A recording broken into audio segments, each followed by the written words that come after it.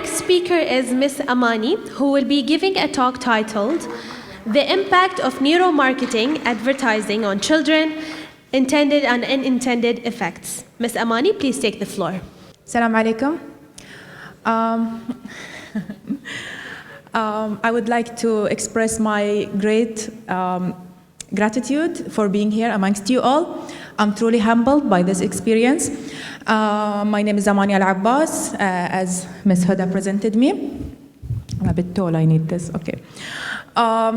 We are always advised at Brunel University, which I'm part of, I'm a PhD student, we are always advised to tell our story. So I will begin by saying that my story began back in 2012 when I held my little son with like the weight of 3.3 kgs in my hand, and I started thinking that one of the legacies that we are going to leave behind on this earth is our children. So we have to prepare them well, protect them well, and also make sure that whatever they intake, whether it is physically or mentally, should be proper. As a researcher and as a marketer as well, we are exposed to the latest trends and technologies in marketing. The average child till the age of 12 view around 25,000 ads till the age of 12. That's not including online ads. So you would imagine how many times your kids are viewing ads. Companies spend around $17 billion a year on advertising. So you would think that they will need or want the advertising to be effective. They won't spend all that money to just go to waste. Okay. Oops, it's not working. I can do this from here. Okay, so over the years, marketers have aimed at better anticipating effectiveness of advertising. As Moran states that more companies are interested in new technologies in order to enhance their ads. The big companies are following the hot trend of using technology in order to better understand consumers. Okay, so how did neuromarketing emerge? Due to breakthroughs in neuroscience field, as well as the need to recognize and understand consumers, as well as advancement in technology-based ads, this all led to the emergence of the field of neuromarketing. Okay, so what is neuromarketing? It's basically the direct application of brain images, scans or other measurements to detect brain activity. You will think that these things do not exist. Well, they exist and they are implemented since 2004. Major corporations like CBS, Disney, Google, and other companies, as well as political candidates, they all using neuromarketing. This basic framework or model is proposed by Wilson 2008 that highlights how neuromarketing is applied in the real world. So as you can see, in the first stage, they will have the screening phase. Okay, the second stage is basically when neuromarketing is introduced. So they will give you or they will show you an ad, and then they will measure your brain activity in order to correctly measure if the correct response of your brain. So there are so many levels in the brain, or so many areas, excuse me, that needs to be activated while looking at this ad. So we want to make sure that we are generating the correct reactions. Okay, so then it is iteration process. So we go back and try again and go back and try again till we get the most effective ad. Okay, so this figure by Kumar 2015, it shows you the levels of brain. We have basically 3 levels in our brains. It is the primitive one, which is it is responsible for your intuition, subconscious, and basically your instincts, like the basic things. And the second one is the emotional one, where you feel things, scared, excited, and this stuff. And the last one is the conscious one, or the cognitive one, which you analyze things in that stage. So for advertising to actually make sense or be effective, we have to stimulate the primitive and the emotional brain, which is the basic two, in order to evoke the emotions, to signal the cognitive stage or cognitive brain to analyze information and do the, or behave and actually buy something. However, our children, basically from 7 to 12 years old, are in a critical age that they are not basically able to fully use their cognitive brain and analyze information correctly. So they are basically maybe not able to fully understand that this is a selling intent and this might not be true.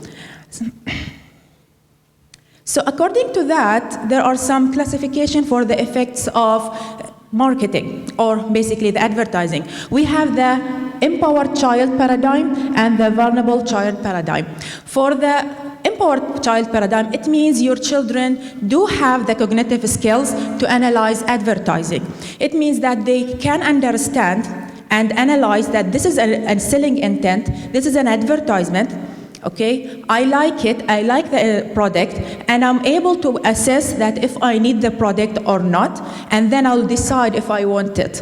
Okay, so basically they are able to understand that this is an ad. So they are empowered, they have information, they have what we call media literacy.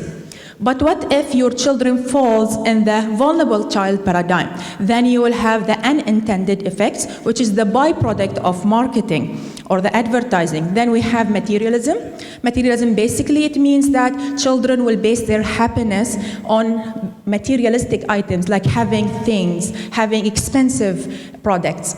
The second one is parent-child conflict, is when you deny them a product or you tell them no. You will not have it. So it will create a conflict. They will say, well, you don't love me, mommy, you don't love me, daddy. Okay, all my colleagues, they have it. All my friends, they have it. Why are you not giving to me? So it might cause them to think, yeah, you don't love me. Also, unhappiness, which is basically expressed in disappointment and frustration, when they realize that these products may not actually perform as the ad, because it's an ad. Okay, they think these things will solve problems, or they'll actually perform like the ad, and then they get disappointed when they get the product. Also, the last thing is unhealthy eating habits. It means that sometimes these children do not understand the nature of the ad, and some of these ads may lead to people buying more unhealthy snacks. Okay, so if your child is empowered, then it falls into this category. So they have the cognitive effects, affective effects, and behavioral effects. It means that when they see the ad, they understand, they can process their feelings correctly, and then they make the purchase intent correctly. For the unintended effects, it means that these children are unable to do that, and they will maybe get harmed by all of these factors. We have the 4 factors. Basically, this is the resultant of the literature review, which is a proposed conceptual framework that I will be testing, inshallah. I'll be using quantitative analysis, and this is basically what it looks like. We have the exposure to neuromarketing ads, and we have moderators, age, gender, and income of the family. And we have 2 dependent variables, which they have 2 categories, the intended and unintended effects of neuromarketing. So I'm testing that in the context of neuromarketing.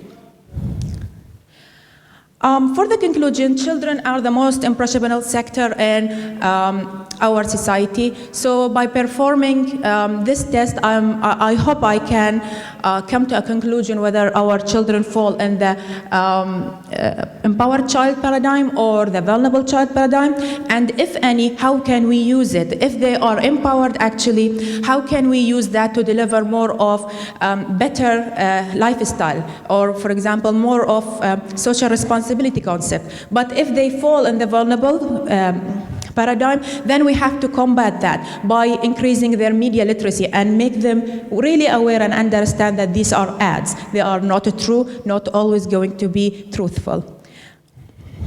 Thank you so much. Any questions? Thank you, Ms. It was a bit fast. Thank you very much for giving your presentation short. Now the question. There are so many legal implications regarding the ads addressed to children. Yes. And even in law, we have some harsh penalties when somebody is misusing the children or giving them misrepresentation or unclear fact. Did you try to cover this in your research, or at least to see? Yes. Because there are very specific laws. Yes, there is. That take care of this part, and it is very essential, very important. Yes, there is. Protect the children. Yeah. However, mostly the marketing sector is self-regulated. It's not controlled by any government. It is self-regulated sector. And marketing is, according to the local news, it's not the local news, sorry, I think The Economist, yes, The Economist, in 2011, marketers are the least trusted profession next to lobbyists. You'd imagine they don't trust us, okay, for an obvious reason, because when you say marketing, it's an oxymoron. You cannot have ethical marketing. Basically, marketing is not ethical. I'm trying to sell you something, so it is bound to be unethical. It's bound to be unethical, but you can regulate it. So there are some moves and there are some associations that are trying to regulate that. One of them is NMSBA, okay, which is related to neuromarketing, as well as some like candidates, parliament candidates, like in France, they banned neuromarketing at all in France. They cannot be used unless it is for a medical reason or for a societal like benefit. Other than that, you cannot just use neuromarketing at all, not just for children at all. And also for the regulations, it's not that clear, okay? Like you can see Disney and McDonald's, they are all doing their advertising and nobody's controlling them actually. Okay, so they do their advertising. They are trying to be more socially responsible. They are trying to improve their strategies, but still it is a self-regulated sector. But in my research, I'm covering all of that. Thank you for your comment.